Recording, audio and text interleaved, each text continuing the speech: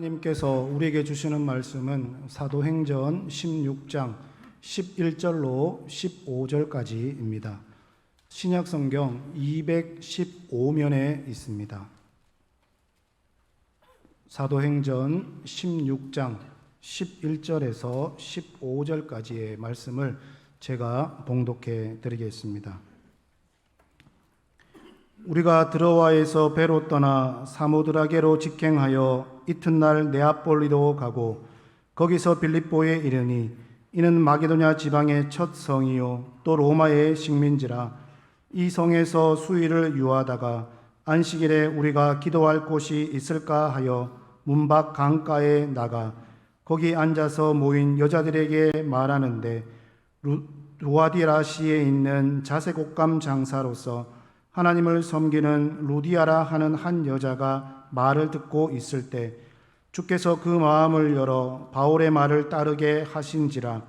그와 그 집이 다 세례를 받고 우리에게 청하여 이르되 만일 나를 주 믿는 자로 알거든 내 집에 들어와 유하라 하고 강권하여 머물게 하니라. 아멘. 오늘 말씀을 생각하면서 한번 따라하겠습니다. 주님의 인도함을 받아 쓰임받는 인생이 되겠습니다. 아멘. 전 세계의 금융의 중심지가 어디냐?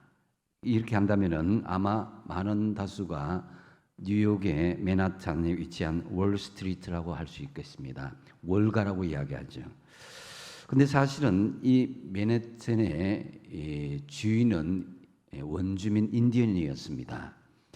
그런데 네덜란드 사람이 1600년 초기에 이 지역에 들어가는데 인디언 추장은 이 1624년에 그 땅이 쓸모없다고 생각해서 단돈 24달러에 네덜란드 사람들에게 그것을 팔았습니다.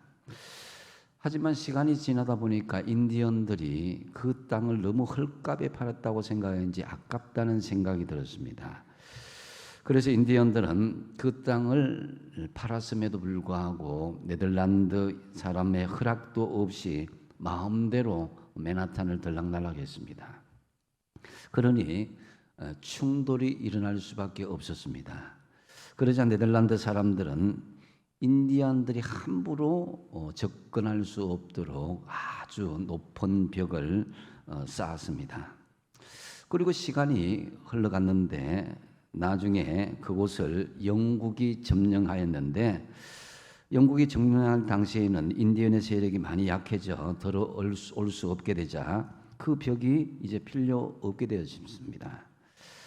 이 영국은 1699년에 그 벽을 철거했는데요. 이 벽을 허물고 거기에 스트리트 길을 만들었습니다. 그래서 그곳 이름을 월스트리트다 해서 월가가 된 것입니다. 이 월스트리트는 지금 세계 금융의 중심지가 되었죠. 다시 말해서 벽이 길이 된 것입니다. 우리가 인생을 살아가면서 때때로 우리가 생각하지 못한 인생의 장벽을 만날 수가 있습니다. 그래서 살면서 길이 답답하게 참 느껴지고 또 한편으로는 간절히 기도하고 열심히 미래를 위해서 준비했는데도 불구하고 내가 가고자 하는 길은 열리지 않을 때, 그럴 때에 우리는 어찌해야 할지 모를 그런 마음들이 생깁니다. 하지만 우리는 낙심하거나 절망하지 말아야 됩니다. 하나님은 그 벽을 넘어서 새로운 길을 열어주시기 때문인 것입니다. 오늘 본문이 바로 그런 말씀입니다. 사도행전 16장부터는요, 바울이 이제 1차 전도 여행을 마치고 2차 전도 여행을 시작하는 시점을 보여줍니다. 바울은 원래 소아시아 지역에 있는 지역들에게 복음을 전하고 싶어서 했습니다. 지금 소아시아 지역은 튀르키예 지역입니다. 하지만 성령께서 허락하지 않자 계획이 벽에 부딪히게 되고 그것을 다시 방향을 돌려서 유럽으로 향하게 되는 것이죠. 이처럼 하나님은 그 벽을 넘어서 새로운 길을 열어주시는데요. 한번 따라합시다. 나의 길이 막힐 때 주님께서 계획하신 길은 열려진다. 아멘.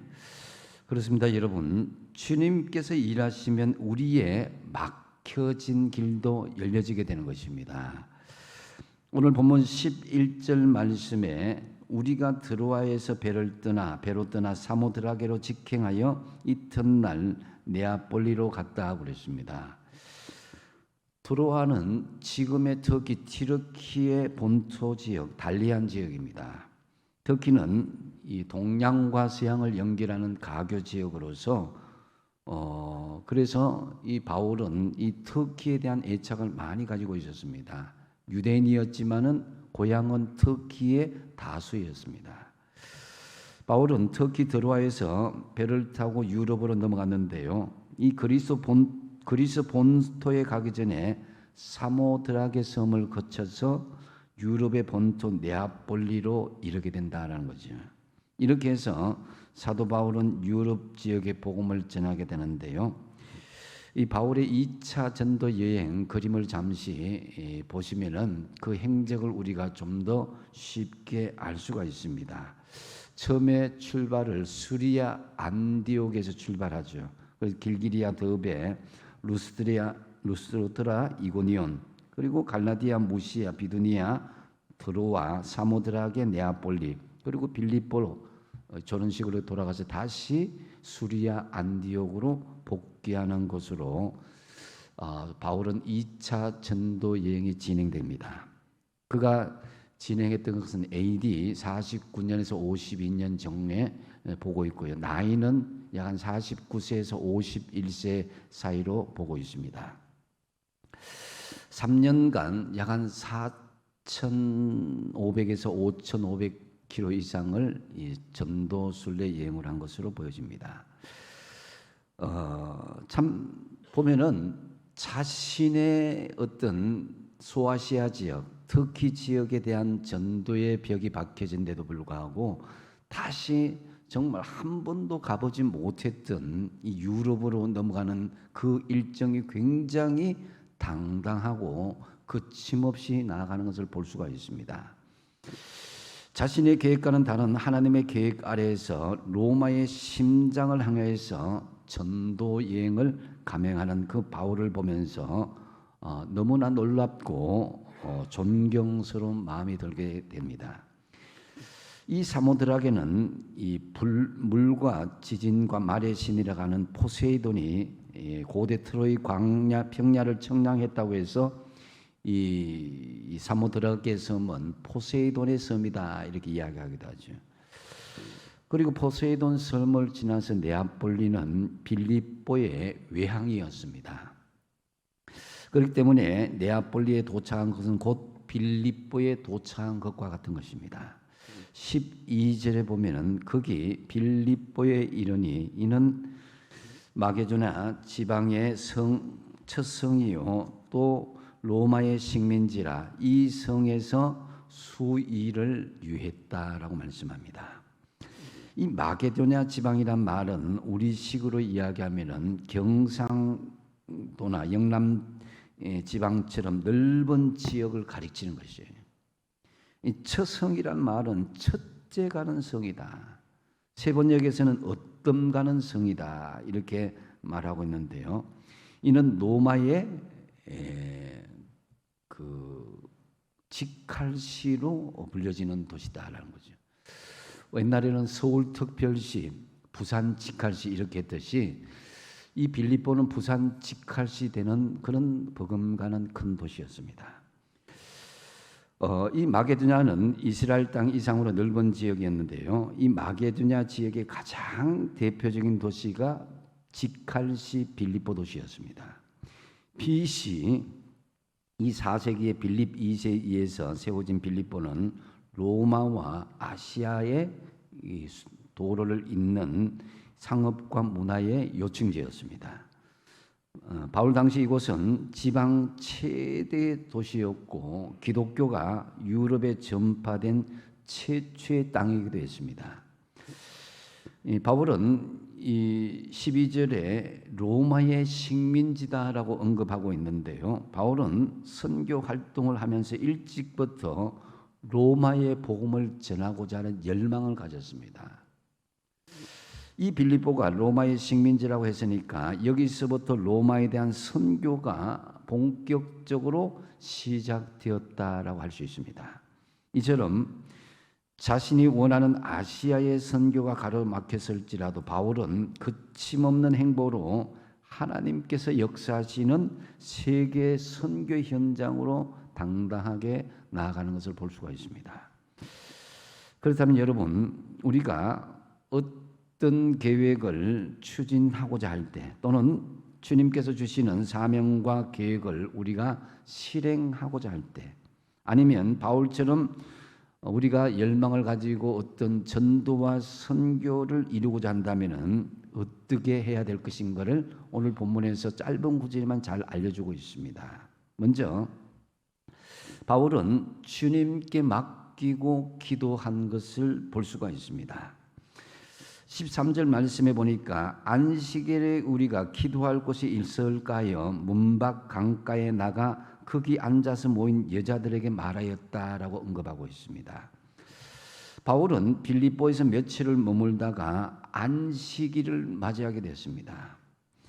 바울은 그동안 선교 여행을 하면서 펼쳤던 곳에서 안식일에 회당을 찾아서 복음을 전하곤 했습니다. 그런데 오늘 말씀해 보면 빌립보에는 회당이 없었습니다. 유대인의 모임 회집 장소가 없었던 것이죠. 전도와 선교의 거점지가 없다라는 것은 굉장히 피곤한 일정이 될 수가 있습니다. 그런데 바울은 어떻게 했냐? 거기에서 안식일에 우리가 기도할 곳이 있을까 하여라고 언급하고 있는데요. 이 말은 무엇을 의미하냐면은 항상 자신의 전도와 선교의 일정은 자신의 의지로 하지 않고 주님께 맡기고 기도함으로 복음을 전하고자 했다는 것을 알 수가 있습니다. 그래서 바울은 기도할 곳을 찾아서 성문 밖 강가로 향하게 됩니다. 바로 여기서 바울은 루디아라는 이 극적인 그런 만남을 이 여인을 만나게 되는데요. 당시 랍비들은 여자들에게 율법을 전하느니 차라리 불을 불태워버리겠다 할 정도로 여자들은 인정받지 못한 사회였습니다. 이 루디아는 이방인이면서 유대교로 이렇게 전향한 사람이었는데도 불구하고 당당하게 그는 유대인의 공공의 모임의 회집 장소에 참여하지 못하고 소그룹별로 따로 모여 있는 것으로 이 강가에 모여서 있는 것으로 추측되어집니다. 그래서 그들의 수는 극히 미미했습니다. 하지만 바울은 이 여자들이 모인 작은 모임임에도 불구하고 전혀 개의치 않았습니다. 순종하는 마음으로 복음을 전하였던 것입니다. 그래서 여러분, 우리가 생각하기에 여자들 그것도 소그룹 인정받지 못한 그들에게 무엇을 전하리요 이렇게 생각할 수 있었지만은 바울은 그 작은 모임의 루디아라는 이 한 사람을 통해서 엄청난 선교의 열정을 가속하게 되는 것을 볼 수가 있습니다. 1년 동안 겨우 한 명만 등록시킨 목사님이 계셨습니다. 그것도 아주 어린 아이였습니다. 그래서 당회원들은 목사님에게 사임을 요구했습니다. 그때 낙심한 목사님을 찾아온 아이는 자신을 선교사로 만들어 달라고 요청을 했습니다. 목사님의 지도를 받은 소녀는 후에 위대한 선교사가 되었는데요. 그는 남아프리카 케이프타운에서 900km 안쪽으로 들어간 내지 선교지를 개척했습니다. 한때 정원사였던 그가 자신의 전공을 잘 살려서 현지인과 함께 아름다운 정원을 만들면서 성경을 번역하는 그런 사역을 했습니다. 7명의 자녀 중에 5명을 선교사로 보내기도 하였습니다. 그의 사회 중 한 명은 우리가 너무나 잘 아는 리빙스톤이라는 사람입니다. 리빙스톤은 장인보다도 더 깊숙한 오지로 들어가서 선교지를 개척했습니다. 이름 없는 한 분의 목사님이 전도한 이 소년은 바로 아프리카 선교의 대부인 로버트 모펫 선교사입니다. 사진을 보시면은 아주 오래된 분인데요. 1795년에서 1883년에 생존하신 분입니다. 1년 동안 단 한 명밖에 전도하지 못했지만 하나님께서는 그 소년을 통해서 아프리카 선교라는 위대한 역사, 모페 선교사를 통해서 이루게 하셨던 것입니다. 그러므로 우리가 작고 미약하고 부족하다고 우리가 함부로 그들을 대하거나 그 환경을 멸시할 필요는 없다라는 것입니다. 우리가 할 일은 중요한 것은 주님께 맡기고 기도하는 것이다라는 것이죠. 마태복음 7장 11절 말씀을 같이 한번 보겠습니다. 같이 읽겠습니다. 시작. 너희가 악한 자라도 좋은 것으로 자식에게 줄 알거든 하물며 하늘에 계신 너희 아버지께서 구하는 자에게 좋은 것으로 주시지 않겠느냐. 아멘. 우리가 어떤 일을 계획하다가 길이 가로막히고 내가 원하는 대로 이루어지지 않을 때에 우리는 주저앉을 것이 아니라 하나님께 맡기고 기도하는 것이 중요합니다. 악한 사람도 자식에게 좋은 것을 주는데 좋으신 하나님께서 간절히 구할 때에 너희들에게 좋은 것으로 주시지 않겠냐는 것입니다. 그러므로 우리의 앞길에 내가 앞서지 마시고 주님께 다 맡기는 심정으로 구하고 찾고 문을 두드리고 기도하시는 저와 여러분 되시기 바랍니다. 두 번째로 우리의 비전과 사명을 실행하고자 할 때 주님께서 일하심을 신뢰하는 것이 중요하다라는 거죠. 14절 상반절에 보니까 두아디라시에 있는 자색 옷감 장사로서 하나님을 섬기는 루디아라 하는 한 여자가 말을 듣고 있었다 그랬습니다. 이 루디아는 오늘 본문에 의하면 어떤 사람이냐면 먼저 두아디라시의 자색 옷감 장사였다는 거죠. 두아디라는 티르키의 지역에 있는 사람이었습니다. 자기 고향 사람이었던 거죠. 아마 여기에는 나와 있지 않았지만은 아이고 나는 다소 출신이라고 같은 이 터키 지역의 사람이고 얼마나 반가워했겠습니까? 아마 그렇게도 좀 더 친밀도가 높아진 것으로 보여집니다.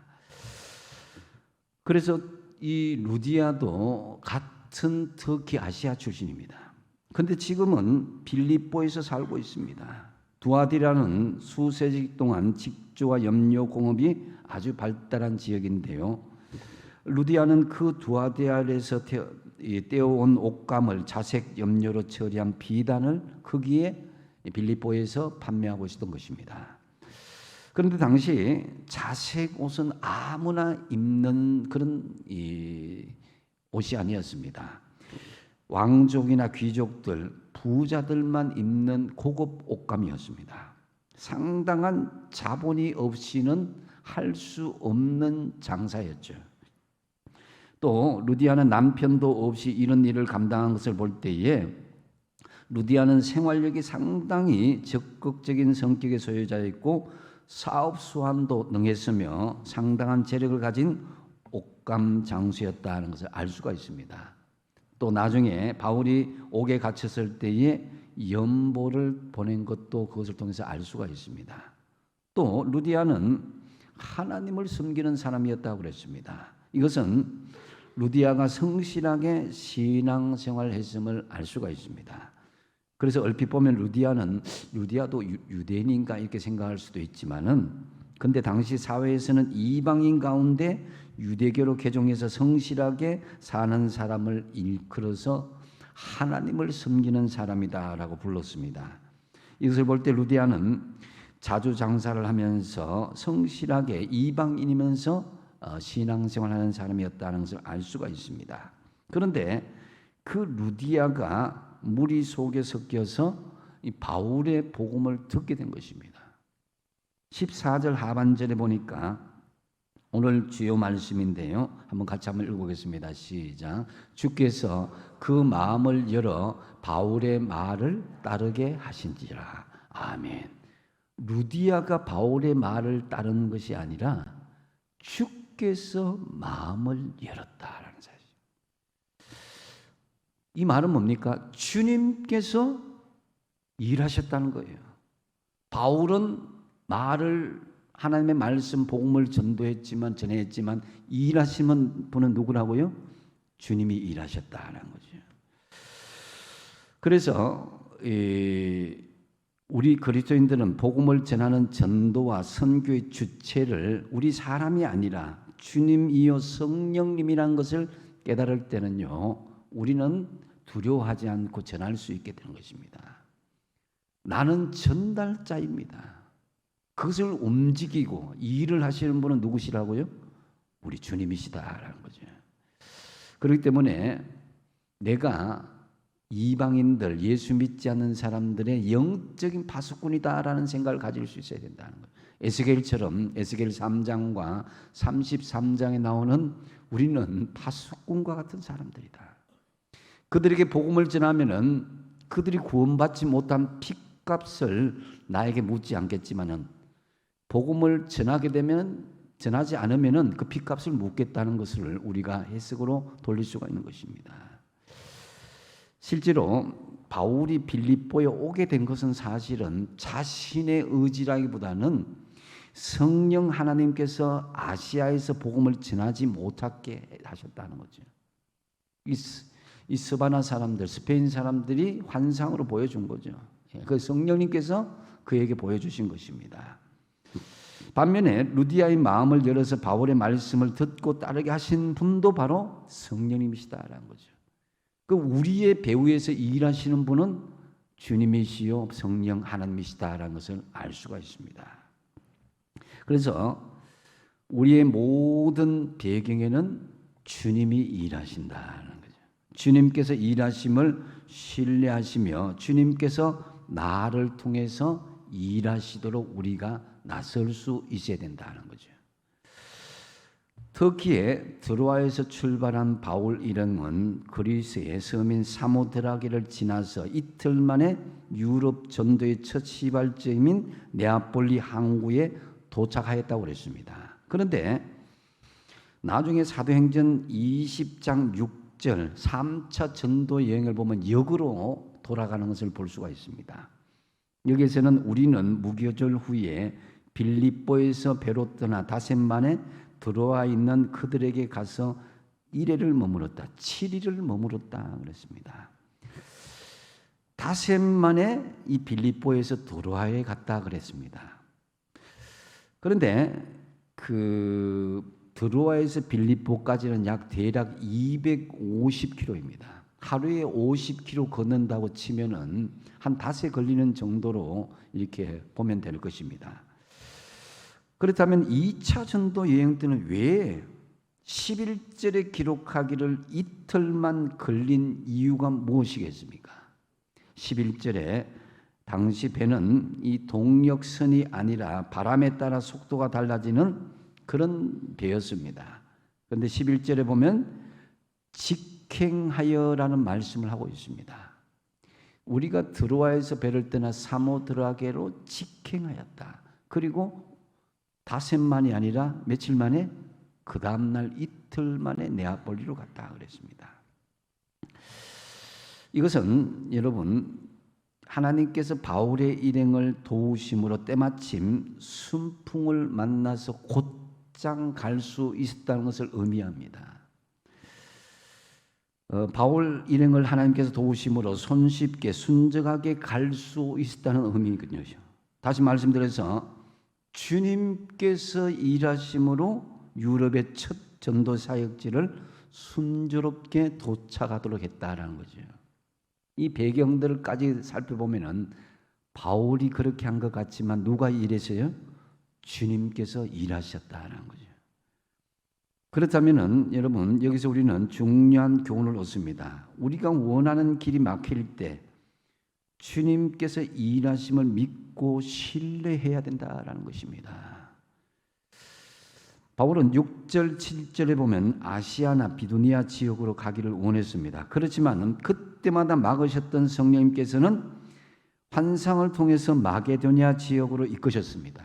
그래서 주님께서 일하심을 믿고 신뢰하였더니 하나님께서 막힘이 없이 순적하게 그 길을 인도해 주셨다라는 거죠.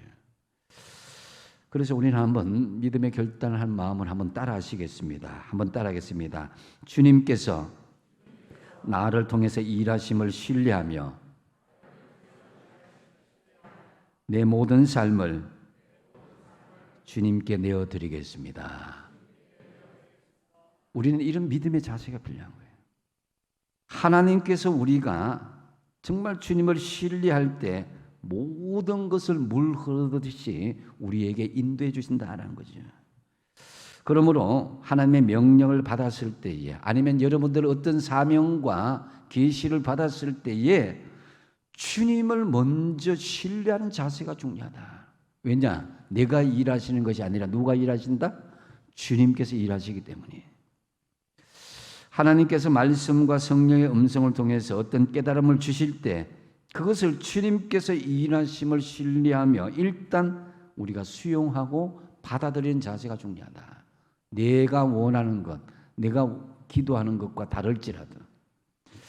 그래서 주님을 신뢰하며 자신을 내어드리는 그런 헌신의 자세가 필요하다는 거죠. 그리하므로 하나님의 간절한 소원을 이루는 저와 여러분이 통로가 되시기 바랍니다. 그리고 사도 바울은 또 중요한 것이 뭐냐면은 세 번째로 사람과 환경을 준비하심을 믿고 나갔다는 것을 알 수가 있습니다. 사도 바울은 몰랐어요. 자, 15절 말씀을 같이 한번 읽어보겠습니다. 15절 말씀 시작. 그와 그 집이 다 세례를 받고 우리에게 청하여 이르되 만일 나를 주 믿는 자로 알거든 내 집에 들어와 유하라 하고 강권하여 머물게 하니라. 아멘. 이 바울은 이방 땅 유럽의 첫 전도지에서 얼마나 두려웠겠습니까? 그런데 신실한 하나님께서는 루디아를 만나게 했을 뿐만 아니라 온 가족이 세례를 받게 될 줄은 꿈에도 생각 못했습니다. 하나님께서 바울의 앞날에 필요한 사람과 환경을 아주 적절하게 준비하여 주셨음을 알 수가 있습니다. 이것은 바울의 상황에서 그치는 것이 아니라 오늘 우리에게도 하나님께서 준비하신다는 것을 믿음으로 받아들인 거예요. 우리가 꿈꾸고 기도만 했는데 하나님께서는 우리를 통해서 일하시며 구체적으로 사람과 환경을 준비하여 주시더라라는 거죠. 로마서 5장 18절 상반절의 바울의 간정 한번 들어보겠습니다. 같이 한번 읽어보겠습니다. 시작. 그리스도께서 이방인들을 순종하게 하기 위하여 나를 통하여 역사하신 것 외에는 내가 감히 말하지 아니하노라. 아멘. 바울은 세계 선교의 중심에서 수많은 사람들에게 복음을 전하고 또 구원에 이르도록 하였는데 그는 어떻게 고백합니까? 주님께서 나를 통해서 역사하신 것 외에는 내가 감히 말할 수 없다라고 고백하는 거예요. 바울은 자기가 수고한 것은 전적으로 주님께서 준비하시고 주님께서 이루셨다는 것을 간증하고 고백하고 있는 거예요. 아울러 자기 자신은 주님이 서시는 복음의 전도의 도구요 하나의 통로였음을 명백히 밝히고 있는 말씀이기도 합니다. 또한 루디아는 보면 자신이 예수 믿고 온 가족이 세례받는 것에 그치지 않고요 자신의 집을 내어줌으로써 선교의 거점지로 사용하도록 했습니다. 이렇게 해서 빌립보에서는 유럽의 첫 교회는 루디아의 집에서 시작된 거예요. 루디아는 그만큼 헌신적이고 용기가 있는 사람이었습니다. 적극적으로 실천하는 사람이었습니다. 이렇게 해서 루디아는 빌립보 교회 모든 성도들에게 믿음의 어머니가 될 수가 있었다는 거죠. 루디아는 단순히 그리스도인이 되는데 이것이 그치지 않고 바울의 선교 활동에 돕는 적극적인 조력자가 되었던 것입니다. 여러분, 내 고집과 경험, 내 계획으로 움직이면 자꾸 막히는 경우가 있어요. 근데 여러분, 하나님의 뜻에 순종하면 환경도 길을 열어서 준비하여 주시고 또 사람도 길을 열어서 하나님께서 준비된 사람을 만나게 해주신다는 것을 믿으시기 바랍니다. 성경에는 하나님께서 준비한 사람들을 통해서 하나님의 역사를 이루는 것이 너무만 많아서 다 열거할 수 없습니다. 대표적인 몇 가지만 말씀드리면 이스라엘의 2명의 정탐꾼을 통해서 하나님께서는 여리고성에 라합이라는 여인을 준비해 주셨습니다. 그래서 2 정탐꾼도 살 수 있게 되었고 라합 가족들도 구원을 받을 수 있게 된 것입니다. 엘리야 선지자를 통해서 사르밧 과부를 준비하여 주셨고 엘리야도 돕게 하셨고 사르밧 과부도 그 가정도 살 수 있게 된 것입니다. 또한 엘리사 선지자를 통해서 수넴 여인을 준비하여 주시고 엘리사 선지자도 돕게 하시고 수넴 여인의 아들도 살려주셨습니다. 이 외에도 하나님께서는 수많은 사람을 준비하셔서 하나님의 일을 하게 하셨습니다. 하나님께서는 그들만 준비하신 것이 아닙니다. 오늘 여기 모인 울산 오경교회 성도님들을 위해서 준비한 사람과 환경이 있다는 것을 믿으시기 바랍니다. 그래서 여러분들을 준비하셔서 선생님이 되게 하시고 학생들을 가르치게 하시고 찬양대를 준비하셔서 하나님께서 여러분을 찬양하게 하시고 또 여러분을 어머니 양으로 준비하셔서 지금의 사명을 감당하게 하신 거예요. 내가 한 것이 아니라 사람과 환경을 내가 봉사하고 섬기도록 준비해 주신 것이다 하는 거죠. 그렇기 때문에 여러분 한 사람 한 사람이 하나님께서 친히 준비하시는 하나님의 사람임을 믿으시기 바랍니다. 나는 하나님의 준비된 사람이다 하는 거죠. 한번 옆에 있는 분들을 보시고 한번 이렇게 이야기해 주시기 바랍니다. 한번 서로 인사하겠습니다. 이렇게 이야기합니다. 이래봬도 제가 하나님께서 준비시켜서 일하는 사람입니다. 아멘? 이런 의식이 중요한 거예요. 여러분, 내가 하고 싶어 사는 것도 있지만 그것은 차후의 문제고 가장 먼저는 하나님께서 내가 이 자리에 준비시켜서 보내신 사람이다라는 거죠. 이 의식이 중요한 거예요. 그래서 빌립보에서 루디아를 준비하신 것도 하나님이시요 그 가정이 복음을 받아들이고 세례를 받게 된 것도 하나님께서 준비하신 것이고 또 아울러 전도 거점지를 준비하신 분도 다 하나님이시다라는 거죠. 이처럼 우리는 어떤 뜻을 이루고자 할 때, 어떤 계획을 실행하고자 할 때 사람과 환경을 준비해 주시는 하나님을 믿고 당당하게 믿음으로 실행하는 것이 중요하다는 거죠. 그래서 머뭇거리지 마시고 다 준비해 주시는 하나님을 믿음으로 믿고 여러분 계획한 대로 당당하게 나가시기 바랍니다. 이제 말씀을 맺습니다. 우리는 하나님의 자녀이기 때문에 우리 마음대로 계획하고 우리 마음대로 사는 인생은 아닙니다. 철저하게 주님께서 우리 마음을 열어주시고 주님의 계획대로 쓰임받는 인생이라는 거죠. 막 사는 인생이 아닙니다. 그렇기에 때로 우리의 계획이 가로막히고 우리가 원하는 것이 이루어지지 않았다고 해서 하나님의 계획이, 하나님의 일이 가로막힌 것이 아니다라는 거죠. 그렇기 때문에 실망하거나 포기하지 마시고 하나님께서 우리를 들어 사용하시고 일하심을 믿고 일어서시라 이거예요. 우리가 바울처럼 주님께 쓰임받기를 원하면 먼저 어떻게 됩니까? 첫 번째로 주님께 맡기고 어떻게 하라고요? 기도하십시오. 우리의 앞길에 내가 앞서지 마시고 주님께 다 맡기는 자세로 구하고 자꾸 문을 두드리고 기도하십시오. 그러면 내가 원하는 뜻은 아닐지라도 하나님의 원하는 길은 열리게 되는 거예요. 두 번째 뭡니까? 주님께서 일하심을 신뢰하시라는 거죠. 내가 일하는 것이 아니라 주님께서 일하심을 믿고 아예 우리의 모든 전생애를 드린다는 마음으로 신뢰하라는 거예요.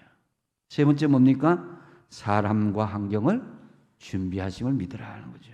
내가 보기에는 강가에 있는 여인들 같이 도무지 아무것도 할 수 없는 사람과 환경일지라도 하나님께서 다 알아서 사람과 환경을 만들어 가시고 준비해 주시는 거예요. 그래서 머뭇거리지 말고 준비하신 하나님임을 믿어야 되는 거예요. 그리하므로 여러분들이 가는 곳마다 죽어가는 영혼이 구원받고 하나님의 사람과 교회를 세우는 저와 여러분의 삶이 되시기 바랍니다. 기도하겠습니다.